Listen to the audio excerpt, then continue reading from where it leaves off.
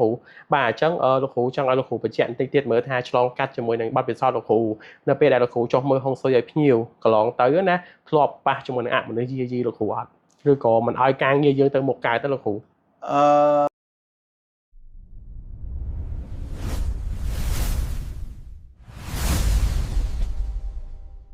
បាទ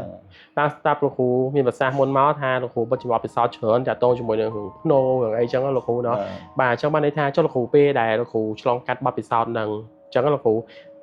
ជាក់ស្ដែងហ្មងយើងដឹងហើយថាហុងស៊ុយបើយើងផ្ដោតពីច្រើនគឺវិទ្យាសាស្ត្រលោកគ្រូមានការមើលទិសមានការមើលចេយភូមិធ្វើម៉េចឲ្យធាតុទាំង5វាសមបន្តដល់គ្នាមែនទេលោកគ្រូបើតាមហៅថាយមន័យហុងស៊ុយលោកគ្រូចង់បញ្ជាក់បន្តិចមើលថាហេតុអីបើយើងនិយាយពីវិទ្យាសាស្ត្រពេលខ្លះនៅស្រុកខ្មែរមិនថាស្រុកខ្មែរស្រុកណាទេឲ្យតែមានហុងស៊ុយនឹងចូលគឺតែគប់ផ្សំនៅអបិយជំនឿចូលក្នុងនឹងដែរឧទាហរណ៍ជាការសែនព្រេនទៅលើម្ចាស់ទឹកម្ចាស់ដីដែលយើងស្ដាប់មើលទៅហាក់ដូចជាផ្ទុយមួយហុងស៊ុយហ្មងលោកគ្រូត្រូវទេលោកគ្រូបាទហេតុអីបានទេជំនឿយើងចោលអត់កើតលោកគ្រូថងចំណុចមួយហ្នឹងព្រោះជាជាក់ស្ដែងដូចពេលលោកគ្រូទៅលើកសពឬក៏ទៅកម្មវិធីបុណ្យសពតែតែមានការសែនព្រេនទៅរុករយៈតាមម្ចាស់ទឹកម្ចាស់ដីអីអញ្ចឹងលោកគ្រូថងចំណុចមួយហ្នឹងលោកគ្រូអាចបញ្យល់លើបងប្អូនយើងបានទេរឿងបញ្ហាជំនឿជាមួយនឹងហុងស៊ុយបាទបើអ្នកខ្លះហៅថាអបិយជំនឿអញ្ចឹងថាវាមើលអត់ឃើញបាទប៉ុន្តែចោលក៏វាអត់កើតត្រូវសួរតែចុះបើមើលមិនឃើញតែមិនចោលថាចោលមិនកើតទេបាទហើយបើចោលមិនកើតខំជឿទៅបើមើលមិនឃើញត្រូវលោកគ្រូគេតែនិយាយបែបហ្នឹងមកវិញដោយសារតែខ្មែរយើងនេះនៅទឹកដីនគរគោកធ្លកដែលយើងមានប្រវត្តិយូរណាស់ហើយរាប់រយរាប់ពាន់ឆ្នាំមកហើយណាបាទរឿងទំនៀមទម្លាប់ម្ចាស់ទឹកម្ចាស់ដីហ្នឹងបាទចោលអត់បានទេកាលណាចោលគឺនាំឲ្យមានបញ្ហាគ្រោះថ្នាក់ឧទាហរណ៍ថាយើងលើកជាផ្ទះឬក៏ធ្វើពិធីបុណ្យឬក៏ការឬក៏សង់ព្រះវិហារចុះបាទវត្តបាទអត់មានអីខ្លាំងជាងព្រះវិហារតាមវត្តអារាមទេដែលខ្លាំងហើយនៅក្នុងសាសនាបាទប៉ុន្តែនៅចូលក្រុងពាលីអត់បានទេត្រូវតែមានពិធីក្រុងពាលីនោះបាទលោកគ្រូដូច្នេះការបញ្ចុះសពប្តីយើងអត់អាចភ្លេចម្ចាស់ទឹកម្ចាស់ដីបានទេត្រូវប្រាប់គេបាទព្រោះគេអ្នកថែរក្សាទឹកដីនៅកន្លែងហ្នឹងបាទអញ្ចឹងហើយយើងមិនទៅរំលងទេគឺយើងត្រូវតែមានគ្រឿងរំដាប់ហ្នឹងហើយសម្រាប់សែនហើយក៏យើងប្រាប់ថាធ្វើអីឥឡូវសុំទឹកសុំដីដើម្បីសាងសង់ផ្ទះថ្មីជូនឧបាសកនេះបាទឧបាសិកានេះដែលគាត់បាន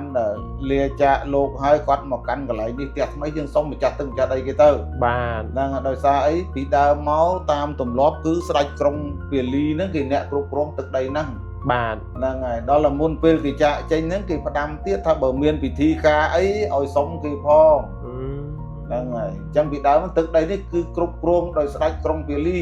យល់លោកគ្រូបាទជាប្រវត្តិយើងរៀបរាប់ទៅវាចេះតែឆ្ងាយទៅណាឆ្ងាយលោកគ្រូហ្នឹងហើយដូច្នេះយើងចោលអត់បានទេហើយ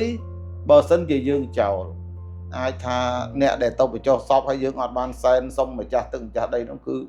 មកវិញអាចនឹងមានបញ្ហាគ្រោះថ្នាក់អមនុស្សយាបាតអីជាដើមណាបាទលោកគ្រូដូច្នេះត្រូវតែ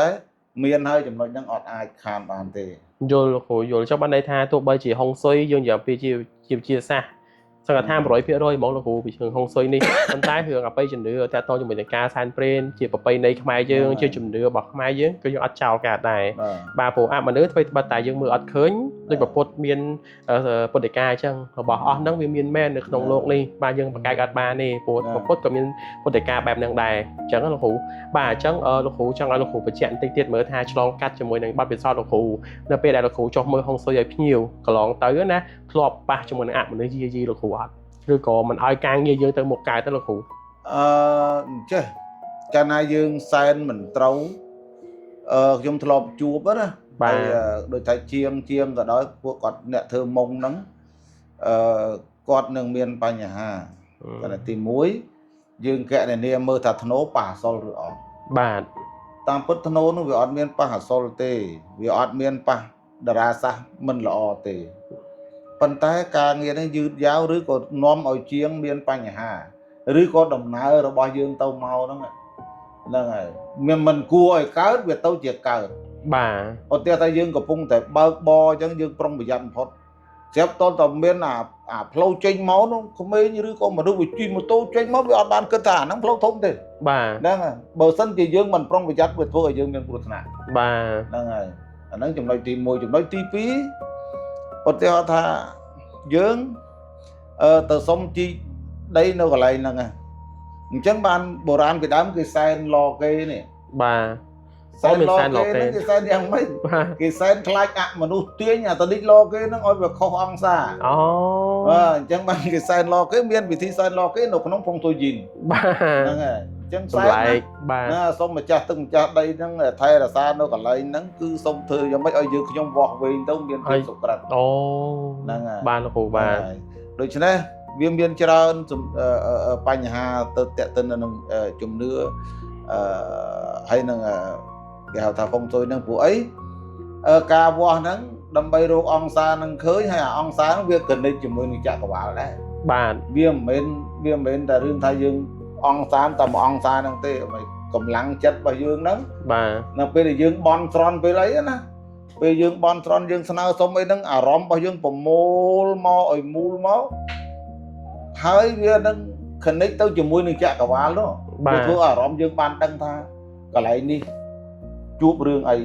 អឬមិនល្អយ៉ាងម៉េចយ៉ាងម៉េច បាទបាទលោក តែបើសិនជាយើងសង្វឹងតែមកអួបនួរទៅមកគ្មានបាច់ចាំបន់អីទេហ្នឹងអាហ្នឹងស្អីក៏មិនដឹងដែរចប់ហ្នឹងតែបើយើងសម្រួមអរិយាបថនៅក្នុងជាអ្នកគេហៅថាជាពុទ្ធសាសនូបឋមឬក៏ពុទ្ធសាសនិកជនអីហើយយើងទៅបន់ហើយយើងប្រឹងប្រែងប្រមូលអារម្មណ៍ទៅរវាងអមនុស្សយើងហើយនឹងចក្រវាលទាំង3នេះវាត្រូវតែគណិតរកគ្នាធ្វើឲ្យអារម្មណ៍យើងបានដឹងនៅអ្វីមួយយ៉ាង បាទ ហ្នឹងហើយថាក្នុងប្រហែលថ្ងៃនេះវានឹងកើតរឿងអីបើសិនជាវាឲ្យប្រភ្នូលមកថាជារឿងមិនល្អទេយើងគួរតែប្រាប់កូនចៅប្រាប់ជាងទៅ បាទ នឹងឲ្យកណនីរកកន្លែងជាងដែលគាត់សម្រាកហ្នឹងជាមួយនឹងកន្លែងដែលធ្វើមុងឬធ្វើឡតអីហ្នឹងឲ្យគាត់ទៅរកកន្លែងណាដែលតារាសាស្ត្រល្អ យល់លោកគ្រូបាទ អញ្ចឹងជៀសវាងកុំឲ្យគាត់មានបញ្ហាអីចឹងណា បាទលោកគ្រូខ្ញុំមានន័យថាក្នុងការធ្វើការងារមួយដែលលោកគ្រូមានប្រសាសន៍មុនហ្នឹងអញ្ចឹងគឺអាចប៉ះពាល់ដល់អសលកថាបានក្នុងការទៅអាចអមនុស្សមកធ្វើទុកយើងកថាបានអញ្ចឹងដល់លោកគ្រូវាចង់និយាយថាពេលខ្លះយើងអត់គួរឲ្យជឿលោកគ្រូនិយាយថាវិជាសាស្ត្រសុទ្ធសាស្ត្រប៉ុន្តែអមនុស្សវាជាលោកព្រែកង់មួយតែវាអាចមកយាយីយើងបានតាមរយៈរឿងរកេនេះអញ្ចឹងគឺវាបានន័យថាបាំងតនិចឬក៏ទាញតនិចមិនឲ្យយើងវាស់ត្រូវតែដល់ទៅពេលយើងសុំទៅបាទសែនព្រេនអីផ្សេងថាអីបាទគេបើកផ្លូវយើងវាស់ត្រូវវិញទៅបាទហើយបើទោះបីជាប៉ះអសលហ្នឹងអាមកថាឥឡូវឧទាហរណ៍2026អសលវានៅ3ស័តបាទវានៅកុលជូតឆ្លូវបាទកុលជូតឆ្លូវមិនមែនវាកុលជូតឆ្លូវក្នុងកន្លែងយើងហ្នឹងទេវានៅចក្រវាលជើងនោះ បាទនៅចុងពោលនោះបាទ ដូច្នេះហេតុអីក៏បានជាក៏ក្រើកមកដល់ហ្នឹង បាទតាមខ្សែធម្មពល កម្លាំងធម្មពលហ្នឹងវា connect គ្នា បាទបាទ នៅចលនាផែនដីណាហើយនឹងអង្គសារដែលវាកំពុងតែឈោមគ្នាហ្នឹង បាទ ដែលវាធ្វើឲ្យមានការប្រែប្រួលនៅប្រព័ន្ធធាតុហ្នឹងវា connect គ្នាជាមួយនឹងចិត្តយើងដែរ បាទ connect គ្នាជាមួយនឹងអមនុស្សដែរហើយក៏ connect ជាមួយនឹងផែនដីដែល